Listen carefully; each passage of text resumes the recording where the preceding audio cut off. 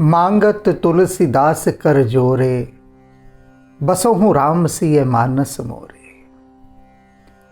विनय पत्रिका की आज की स्तुति में तुलसीदास जी जो बात बता रहे हैं उससे सहज रूप से कोई सहमत नहीं होगा। उदाहरण के लिए समझाता हूं। किसी पापी के पास जाकर यदि आप पूछें कि क्या आप पापी हैं, तो वह कहेगा क्या बात करते हैं आप, मेरे जैसा तो पवित्र आदमी खोजे नहीं मिलेगा।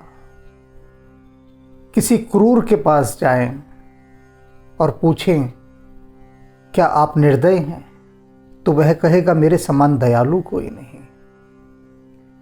किसी भ्रष्ट व्यक्ति के पास जाएं, वह कहेगा मेरे जैसा ईमानदार कोई नहीं। चोर कहेगा जीवन में मैंने चोरी कभी की ही नहीं है।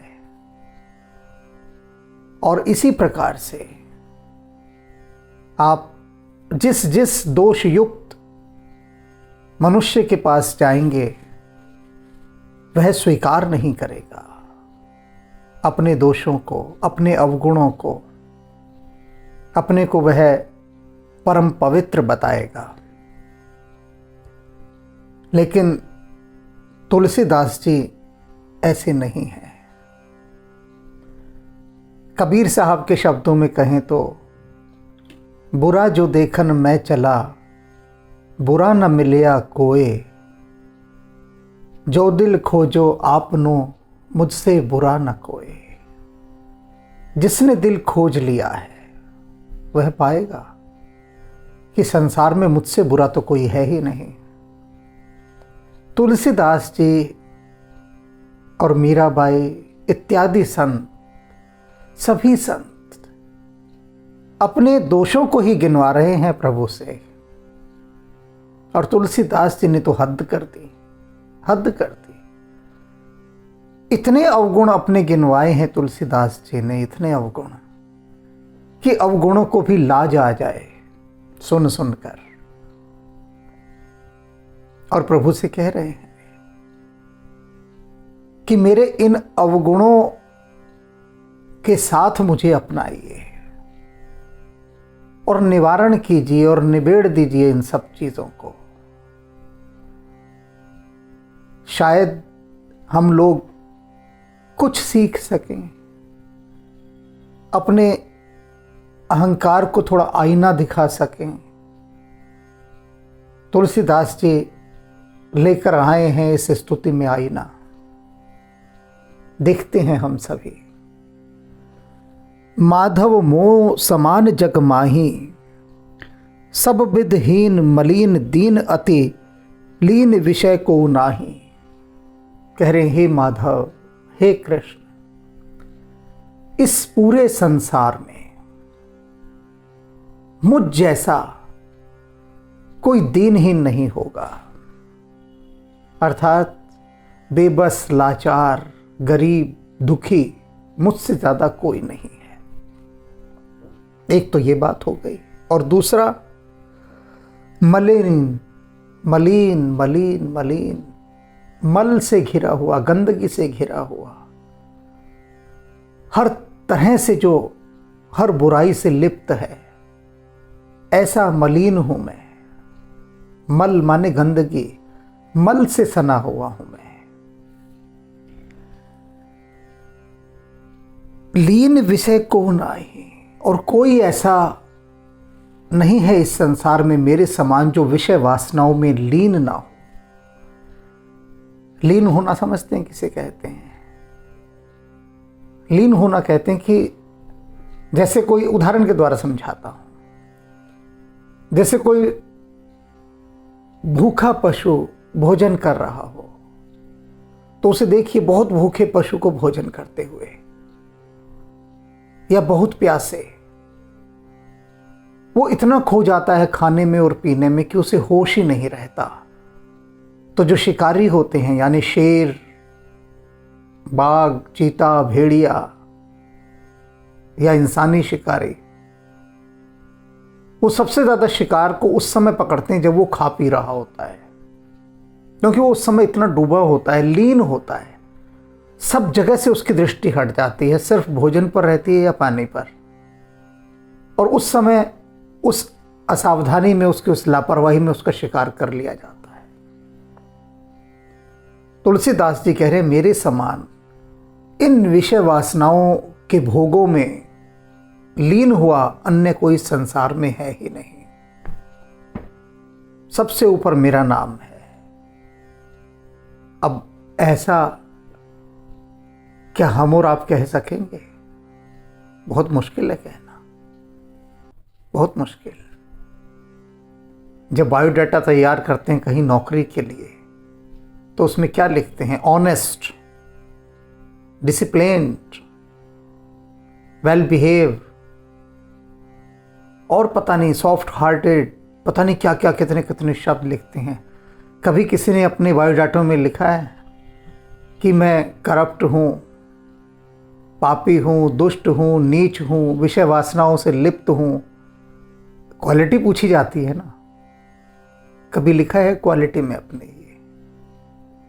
क्योंकि यदि लिख देंगे तो जो पढ़ने वाले हैं, वो पढ़ने वाले तुमसे भी अधिक विषय वासनाओं में लिप्त हैं।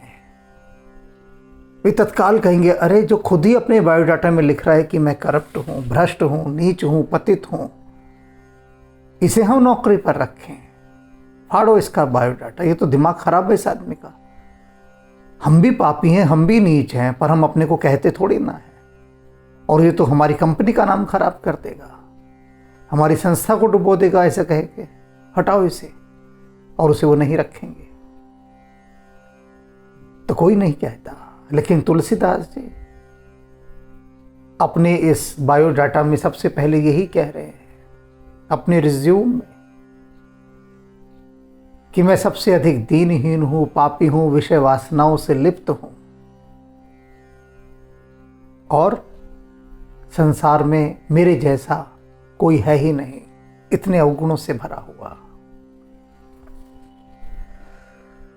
तुम सब हेतु रहित कृपालु, और हे कृपालु, हे कृपा करने वाले माधव, तुम कैसे हो सब हेतु रहित, बिना किसी कारण के कृपा करते हो, अकारण कृपा। कोई हेतु नहीं होता तुम्हारा, कोई कारण नहीं होता, बिना किसी कारण से। क्योंकि संसार में जो भी आप पर कृपा कर रहा है ना, इस संसार में किसी न किसी कारण से कर रहा है, अकारण कोई नहीं करता। अकारण कृपा तो वे ही करते हैं जो भक्त हैं, संत हैं, देवता हैं। देवता स्वरूप जो मनुष्य हैं, वे परमात्मा से ये गुण पा लेते हैं अकारण कृपा करने का। तो वे बिना आपसे कोई फायदा उठाए, लाभ उठाए, बिना उसकी चाहत के आप पर कृपा करते हैं, सिर्फ वे ही। क्योंकि वो उसके ही प्रतिनिधि होते हैं, उसके नुमाइंदे होते हैं, उसके भक्त हैं, वे ही कर सकते हैं। तो वे कह रहे हैं तुलसीदास जी, हे माधव, तुम कृपालु हो, और कृपालु भी कैसे? जो बिना किसी कारण की कृपा करते हो। कहीं कारण दया न लागी। अब बताइए, किस कारण से आपको अब दया नहीं लग रही? मुझ पर दया नहीं आती क्या? कि इतनी दुर्दशा में ये मेरा तुलसीदास है, इसकी हालत इतनी खराब है, ना काबिले बर्दाश्त है, तो मैं इस पर थोड़ी दया कर दूं? दया न लागी, बिल्कुल दया नहीं आती मुझ पर। मैं दुख शोक बिकल कृपालु, हे कृपालु, दुखों और शोकों से मैं व्याकुल हुआ पड़ा हूं, बेचैन हूं, तड़प रहा हूं दुख और शोकों से। हालत मेरी बहुत खराब है, बहुत खराब है। अपराध मोर मैं माना, मैं मानता हूं मेरे बड़े अपराध हैं, कोई छोटे मोटे अपराध नहीं है, और उन्हीं अपराधों का मुझे यह दंड मिल रहा है। कोई थोड़े गुनाह नहीं किए मैंने, उन्हीं की ये सजा पा रहा हूं कि आप मेरी तरफ देख ही नहीं रहे हैं, आपको दया ही नहीं आ रही मुझ पर। स्वीकार करता हूं मेरे बहुत बड़े पाप हैं, और उन बहुत बड़े पापों में बड़े से बड़ा पाप तुलसीदास जी क्या बता रहे हैं, सुन लीजिए, गुन लीजिए, बुन लीजिए। हम सब ये पाप कर रहे हैं, हम सब। कोई ये नहीं कह सकता कि मैं ये पाप नहीं कर रहा, सभी कर रहे हैं। क्या पाप? ज्ञान भवन तन दियो नाथ, सोई पाए न मैं प्रभु जाना।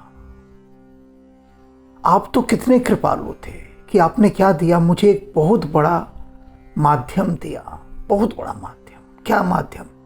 ये मानव शरीर दे दिया, सबसे बड़ा माध्यम।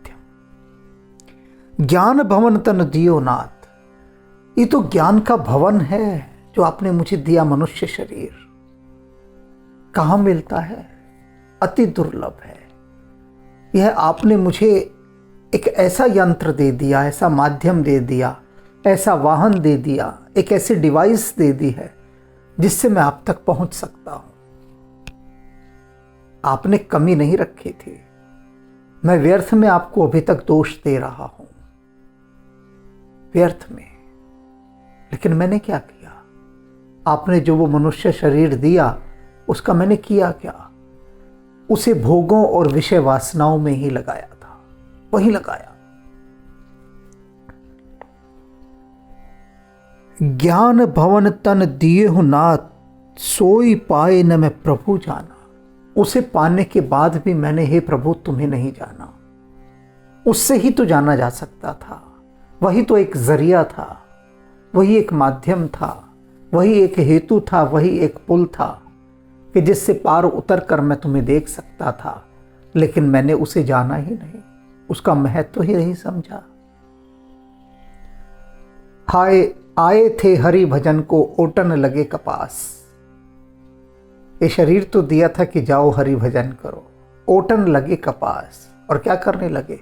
धंधे करने लगे। यहां आकर धंधों में ही उलझ कर रह गए, और इन धंधों में हरि नाम बिसर गया है। रात गवाई सोए के, दिवस गवाया खाए। हीरा जन्म अमोल था, कौड़ी बदले जाए। हीरा दिया था तुमने, ये जो शरीर दिया था, मनुष्य का शरीर, और हम कर क्या रहे हैं उससे? मैंने देखा है, देखता हूं और देख रहा हूं। अनेक लोगों को मैं जानता हूं जो इतनी बड़ी बड़ी पोस्टों पर बैठे हैं, लेकिन वहां बैठकर कर क्या रहे हैं?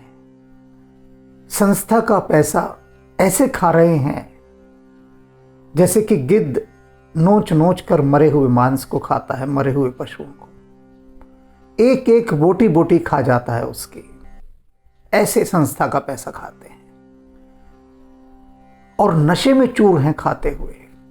कहीं कोई एहसास नहीं, कोई शर्म नहीं, कोई हया नहीं, कोई खौफ नहीं, किसी का भी,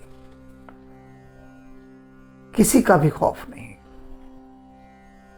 वे जानते हैं इस बात को, उनको कोई रोकने वाला नहीं, कोई टोकने वाला नहीं, और बेइंतहा संस्था का पैसा खाते हैं, खुलेआम खाते हैं, क्योंकि उनको रोकने वाला कोई नहीं। भीतर का तत्व ही नहीं रोकता।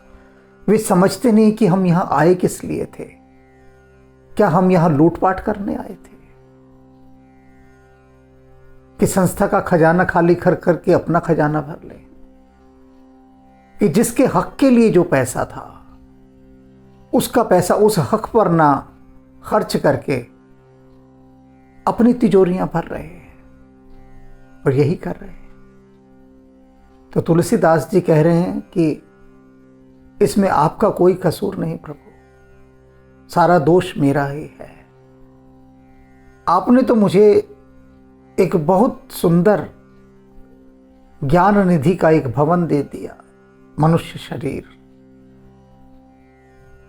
इसके माध्यम से मैं आप तक पहुंच सकता था, किंतु मैंने इसे दूषित कर दिया, दोषयुक्त कर दिया, विकृत कर दिया, कलुषित कर दिया। तो कैसे ये यात्रा हो? फिर आपका दोष नहीं है, दोष मेरा है, मेरा है। बेनु करील श्रीखंड बसनहि, दूषण मृषा लगावे, सार रहित हत भाग्य सुर, पल्लव सो कहूं कि मैं पावे। कहते हैं कि बांस यदि चंदन पर दोष लगाए कि मैं तेरे जैसा सुगंधित क्यों नहीं हूं, बता, उस पर दोष लगाए। और जो करील है वह दोष लगाए वसंत पर। करील एक झाड़ी होती है, एक ऐसी झाड़ी जिस पे पत्ते नहीं आते, और वसंत ऋतु आ जाए और वह दोष लगाए वसंत ऋतु पर कि तू क्या है, मेरे मुझ में तो पत्ते ही नहीं आ रहे। और बांस दोष लगाए परमात्मा पर कि यह क्या बात हुई, मेरे अंदर तो सुगंध ही नहीं है। तो कहते हैं ये झूठे दोष हैं। ऐसे दोष यदि कोई लगाता है तो वह बिल्कुल व्यर्था है, क्योंकि वह योग्यता, वह पात्रता तो तुमने पैदा ही नहीं की। कहां से पैदा की? मनुष्य शरीर तुमको दिया, और ये ऐसा शरीर है कि इससे रूपांतरण संभव है। बांस चंदन नहीं बन सकता, लेकिन बांस जैसा मनुष्य चंदन बन सकता है। करील की झाड़ी पर पत्ते नहीं आ सकते, लेकिन करील की झाड़ी जैसा मनुष्य फूलों से, पत्तों से और फलों से लद सकता है। बसंत बहार उस पर छा सकती है। यह मनुष्य के शरीर की विशेषता है, और अन्य किसी योनि में रूपांतरण संभव नहीं है। मनुष्य योनि में रूपांतरण संभव है, और ऐसा संभव है जो पाताल और आकाश का अंतर। भगवान वाल्मीकि का उदाहरण तुलसीदास जी देते हैं, अजामिल का उदाहरण देते हैं, वेश्या का उदाहरण देते हैं कि जो सीधे फर्श से अर्श पर पहुंच गए, रसातल से सीधे बैकुंठ धाम पहुंच गए, परम धाम पहुंच गए। तो मानव शरीर में रूपांतरण की इतनी शक्ति है। रूखा सूखा बांस चंदन नहीं हो सकता, करील की झाड़ी कभी भी पत्तों से नहीं भर सकती, लेकिन मनुष्य ऐसा हो सकता है। तो ऐसा दिव्य शरीर पाने के बाद भी मैंने आपको जानने का प्रयत्न नहीं किया, उस दिशा में निकला ही नहीं, तो आपका कोई दोष नहीं है। मृषा मैं आप पर दोष लगा रहा हूं, आपका दोष नहीं है। सब प्रकार मैं कठिन मृदुल हरि, दृढ़ विचार जिये मोरे। अपने हृदय में यह मैं दृढ़ता पूर्वक विचार कर चुका हूं कि मुझ जैसा कठोर और क्रूर कोई है ही नहीं, नीच पतित कोई है ही नहीं, और आपके जैसा मृदुल कोमल स्वभाव वाला कोई नहीं है।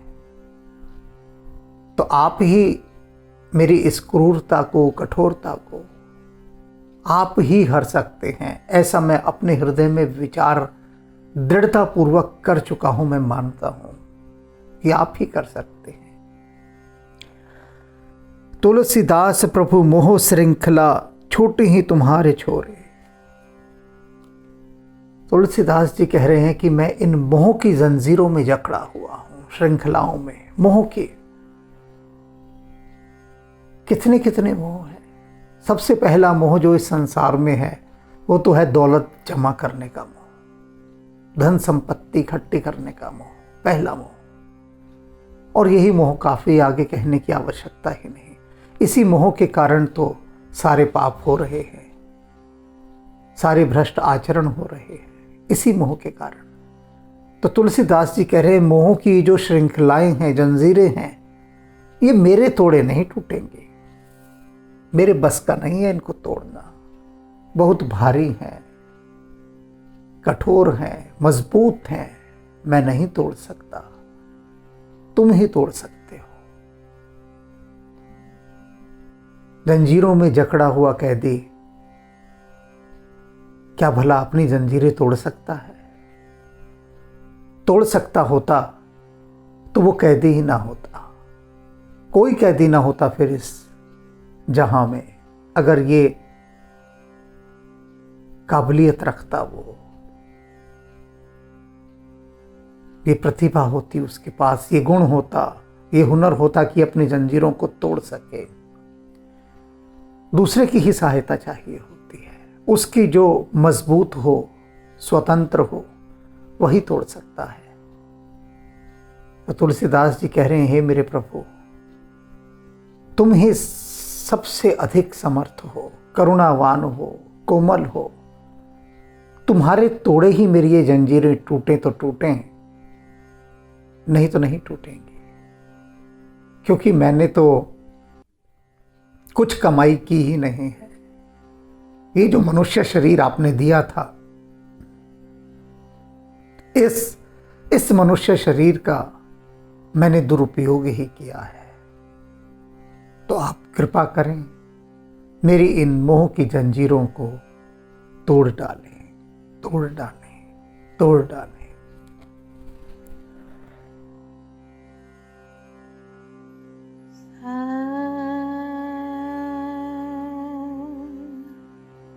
शिवो शिवो शिवा स्वरूपम् शिवो शिवो शिवा स्वरूपम् नित्योऽहं शुद्धोऽहं बुद्धोऽहं मुक्तोऽहं नित्योऽहं शुद्धोऽहं बुद्धोऽहं मुक्तोऽहं शिवोऽहं शिवोऽहं शिवा स्वरूपम् ॐ नमः शिवाय ॐ नमः शिवाय ॐ नमः शिवाय ॐ नमः शिवाय